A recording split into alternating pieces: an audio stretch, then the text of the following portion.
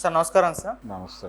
Sir Vijayasai Reddy గారికి and RK Radhakrishna గారికి వీళ్ళిద్దరి మధ్య కూడా కొన్ని రోజుల నుంచి కూడా ఒక మాటల యుద్ధం ట్వీట్ల వారైతే నడుస్తుంది సార్.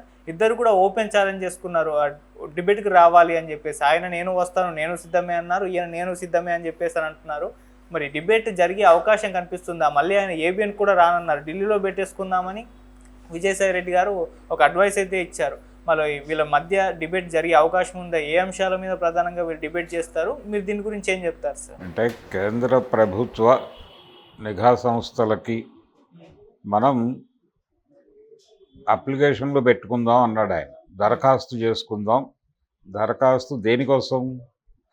నా సంపాదనకి సంబంధించి, నా ఎదుగుదలకి సంబంధించి ఏవైనా అక్రమాలు జరిగాయా నా ఈ ప్రయాణంలో అనేది దర్యాప్తు చేసి నేరాలని ఒకవేళ నేను నేరాలు చేశానని ప్రూవ్ అయితే నన్ను కస్టడీలోకి తీసుకోండి, నా ఆస్తులు జప్తు చేయండి అని స్వచ్ఛందంగా ఇద్దరం వెళ్ళి దర్యాప్తు సంస్థలకి మొరపెట్టుకుని దర్యాప్తు చేయించుకుందాం. అంటే అనారోగ్యం వచ్చినప్పుడు ఏదన్నా హెల్త్ బాగోకపోతే బాడీ చెకప్కి వెళ్ళినట్టు అలా మనం ఇద్దరం కలిసి వెళ్ళి చెకప్ చేయించుకుని వద్దాం అనే పరిస్థితుల్లో మాట అన్నాడు ఆయన విజయసాయి రెడ్డి. అయితే వీళ్ళిద్దరి మధ్య గత కొద్ది రోజులుగా నడుస్తున్నటువంటి ట్వీట్ల వారిలో ఒకరినొకరు అవినీతి పరుడుగా ప్రూవ్ చేయడానికి కష్టపడుతున్నారు. ఆ కష్టపడే క్రమంలో ఒకరిని ఒకరు ఓపెన్ చేసే ప్రయత్నాల్లో ఉన్నారు. చాలా యాక్యురసీతో, చాలా ఉత్సాహంతో ఉన్నారు. ఇది ఒక అడుగు, అంటే ఆయన ఒక అడుగు ముందుకేస్తే ఈయన 2 అడుగులు ముందుకేస్తున్నారు. ఒక అడుగును ముందుకేస్తే 2 అడుగులేని 4 అడుగులు కూడా వేస్తాను అని ఇద్దరూ బిహేవ్ చేస్తున్నారు. ఆడిటర్గా జీవితం ప్రారంభించి నువ్వు ఒక ముఖ్యమంత్రి దగ్గర, అంటే జగన్మోహన్ రెడ్డి ఈ మధ్య నాకు కలవటం లేదు రెగ్యులర్గా, నన్ను ఎందుకో కొంచెం అవాయిడ్ చేస్తున్నట్టు అనిపిస్తోంది అని నువ్వు చాలామంది దగ్గర వాపోయావు, ఆ విషయం నాకు తెలుసు అంటున్నాడు ఈయన. అలాగే నేను పత్రిక ప్రారంభించే విషయం ముఖ్యమంత్రికి తెలియదు, చంద్రబాబు నాయుడు ముఖ్యమంత్రి అప్పుడు, ఆయనకు తెలియదు. నేను పత్రిక అంతా పూర్తి చేసుకున్న తర్వాత మాత్రమే వైఎస్ రాజశేఖర రెడ్డికి, ఆ తర్వాత చంద్రబాబుకి చెప్పాను అని వీరు చెప్తున్నారు, రాధాకృష్ణ గారు. రెండోది, నాకు మీలాగా అవినీతి చేసే ఇది ఉంటే ఒకేసారి 23 ఎడిషన్లు ప్రారంభించేవాడిని కదా అని కూడా చెప్తున్నాడు. అది వాస్తవమే. అంటే సాక్షి ఎలా ఏర్పాటైంది, ఎంత బిగ్ స్కేల్లో లాంచ్ అయింది అనేది, అంటే అధికారం ఉంది. అప్పుడు వైఎస్ రాజశేఖర రెడ్డి గారి చేతిలో అధికారం ఉంది. అది కాంగ్రెస్ పార్టీ కోసం, కాంగ్రెస్ పార్టీకి అంకితమై పనిచేసే పేపర్లాగా ప్రొజెక్ట్ చేసి దాన్ని డిజైన్ చేశారు. అయితే అది ఫైనల్గా జగన్మోహన్ రెడ్డి గారి కుటుంబ ఆస్తిగా మారిపోయింది. అయితే ఈ దశలో చాలామంది దానిలో ఉత్సాహంగా పెట్టుబడులు పెట్టే ప్రయత్నము చేశారు. అంటే అప్పటికి కాంగ్రెస్లో ఒక అసహనం ఉండేది. అదేంటంటే మనకి ప్రాపర్ మీడియా లేదు. ఈనాడు అనేది చాలా బలంగా తెలుగుదేశం పార్టీ వైపు నిలబడటం, తెలుగుదేశం పార్టీకి మీడియా సపోర్ట్ ఉండటం వలన మనం దాన్ని ఎదుర్కోలేకపోతున్నాం అనేటువంటి ఒక అసహనం ఉంది. అంటే ఎన్టీఆర్ 2 సార్లు అధికారంలోకి రావటం, చంద్రబాబు వరుసగా 2 సార్లు, అంటే ఎన్టీఆర్ 3వసారి వచ్చిన తర్వాత ఆ 3వసారి అధికారంలోకి వచ్చిన దానిలో సగం నుంచి మొదలుపెట్టి ఆ తర్వాత జరిగినటువంటి 99 ఎన్నికల్లో మళ్ళీ చంద్రబాబు గెలవటం, దీంతో కాంగ్రెస్ పార్టీలో ఒక అసహనం మొదలైంది. నిజానికి 2004లో కూడా ఓడిపోయి ఉంటే ఇంకా దారుణమైన పరిస్థితి ఎదుర్కొని ఉండేది. ఇటువంటి కండిషన్లో వాళ్ళకి మీడియా సపోర్ట్ బలంగా ఉండటం వలన రిపీటెడ్గా వాళ్ళు గెలుస్తున్నారు, ఇన్ఫ్లుయెన్స్ చేయగలుగుతున్నారు ప్రపంచాన్ని అని కాంగ్రెస్ పార్టీ బలంగా నమ్మింది. అంటే లోకల్ కాంగ్రెస్ పార్టీ నాయకులు నమ్మారు, అధిష్టానాన్ని నమ్మించారు. ఒక మీడియా వ్యవస్థను ఏర్పాటు చేయాల్సిన అవసరం ఉంది అని చెప్పి వీళ్ళు మొరపెట్టుకున్నారు కేంద్ర నాయకత్వానికి, సోనియా గాంధీ గారికి. ఆవిడ పెద్ద సీరియస్గా పట్టించుకోలేదు. ఇప్పుడు ఆ స్థాయిలో, అంటే ఈనాడు ప్రారంభమైంది చాలా చిన్న స్థాయిలో ప్రారంభమై అది ఎదిగింది. ఇప్పుడు ఈ స్థాయిలో ఉన్నటువంటి ఈనాడు లాంటి పేపర్ పెట్టడం అనేది కొంచెం రిస్క్తో కూడుకున్న వ్యవహారం అని భావించింది ఆవిడ. ఆ టైంలో వైఎస్ రాజశేఖర రెడ్డి అంత రిస్క్ ఏం కాదు, ఇది ఆర్గనైజ్ చేయొచ్చు, జాగ్రత్తగా ప్లాన్ చేస్తే అది పెద్ద కష్టం కాదు అనేసి ఆయన అధికారం వచ్చిన తర్వాత ఇది డిజైన్ చేశాడు. నిజానికి ఆయన బుర్రలో అంతకుముందే ఒక ఆలోచన ఉంది. అదేంటంటే ఆయన గెలిచినటువంటి 2004 ఎన్నికల్లో ఆయన ఒకవేళ ఆయనకి ముఖ్యమంత్రి పదవి ఇవ్వకపోతే ముగ్గురు పేర్లు వినిపించినాయి అప్పుడు. ఆ ముగ్గురులో ఎవరికైనా ఇచ్చి తనకి ఇవ్వకపోతే కానీ అప్పుడు కాంగ్రెస్ పార్టీ నుంచి బయటకు వచ్చి ఒక ప్రాంతీయ పార్టీ ఫ్లోట్ చేసి అక్కడి నుంచి తన రాజకీయ ప్రస్థానాన్ని ముందుకు తీసుకెళ్ళాలి, దాన్ని ప్రమోట్ చేయడం కోసం ఒక పేపరు ఛానల్ ఆర్గనైజ్ చేయాలని కూడా ఆయన బుర్రలో ఉంది. అయితే లక్కీగా ఆయనకి అధికారం వచ్చింది. ఆయన్నే ముఖ్యమంత్రిగా సీల్డ్ కవర్లో పంపించారు అక్కడి నుంచి. సో తన బుర్రలో ఆల్రెడీ ఉన్నటువంటి డిజైను, పార్టీలో చాలామందిలో ఉన్న అభిప్రాయాన్ని కలిసి ఛానలైజ్ చేసి ఆయన సాక్షి అనేటువంటి ఒక వ్యవస్థని నిర్మించాడు. ఈ నిర్మించటం, ఈ డిజైనింగు, తర్వాత దానిలోకి వచ్చిన పెట్టుబడులు ఎలా వచ్చినాయనేది అందరికీ తెలుసు. దాదాపు ఇదే ఇంకొక స్కేల్లో ఆంధ్రజ్యోతి దగ్గర కూడా జరిగింది. ఇద్దరు రెండు వైపులా జరిగింది అవినీతే చాలా స్పష్టంగా. ఇక్కడ ఒకరు కష్టపడి ఇటుక పేర్చుకోవటం, ఇంకొకరు గాల్లో నుంచి డబ్బులు పుట్టించడం అనేది జరగల. రెండు వైపులా ఏదో ఒక స్కేల్లో ఏదో ఒక అవినీతి జరిగింది. ఈ అవినీతి అంటే అవినీతి అని అంటున్నారు కానీ నిజానికి ఇది అవినీతి కింద కూడా రాదు. ఒక రకమైనటువంటి లైజానింగ్ జరిగింది. అంటే నీకు ఒక కాంట్రాక్టు లేకపోతే మరొక ప్రయోజనము ప్రభుత్వం నుంచి కల్పించినందుకు గాను, నిన్ను అక్కడ ఫెసిలిటేట్ చేసినందుకు గాను నువ్వు చెల్లించినటువంటి లైజానింగ్ ఫీజు ఇక్కడ షేర్లు కొనటమో లేకపోతే పెట్టుబడి పెట్టడమో జరిగింది. సో దీన్ని అవినీతి అని వాళ్ళు అనుకోవట్లేదు, వీళ్ళు అనుకోవట్లేదు. కాకపోతే అవతల వాళ్ళు యువతల వాళ్ళ మీద ఆరోపణలు చేసినప్పుడు అవతల వాడు చేసింది అవినీతిగాను, తాను చేసింది నీతిగాను అనిపిస్తుంది. అలా అనిపించడం వలన ఇద్దరు రోడ్డు మీదకి వచ్చేసి వాళ్ళు ఆయన గొడ్డలు ఈయన ఇప్పుతున్నాడు, ఈయన గొడ్డలు ఆయన ఇప్పుతున్నాడు.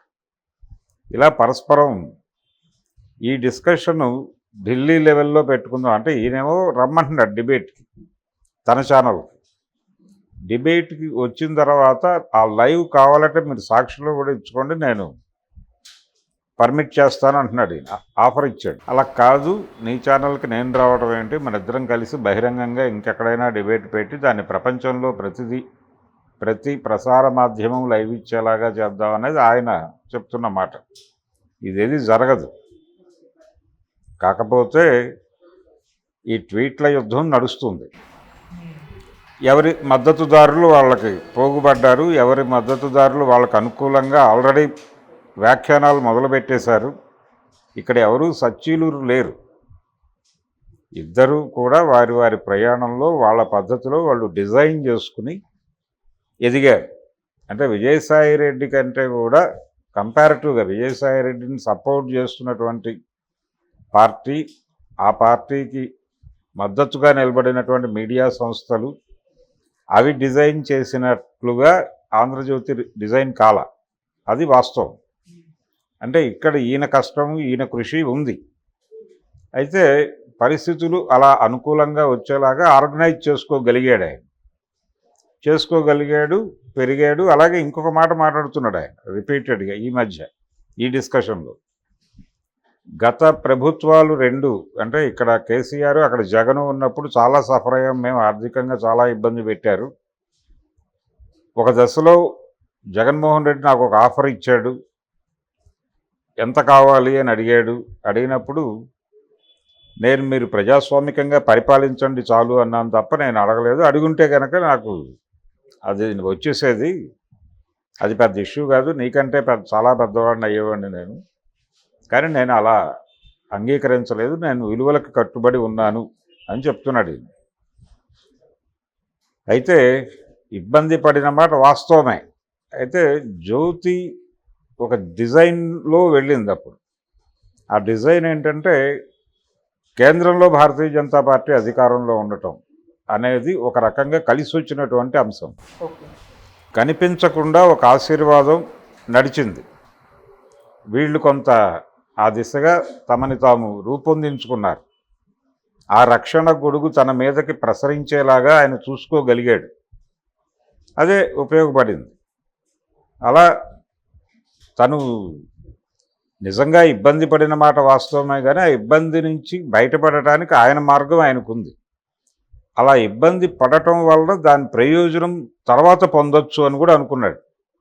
అది జరుగుతోంది ఎలాగో. ఇలా ప్రతి సందర్భంలోనూ తను ఎలా బయటపడాలి దీని నుంచి, ఎలా మనం రెట్టించిన ఉత్సాహంతో ముందుకెళ్ళాలి అనేది ఆయనకు ఒక ప్రోగ్రాం ఉంది.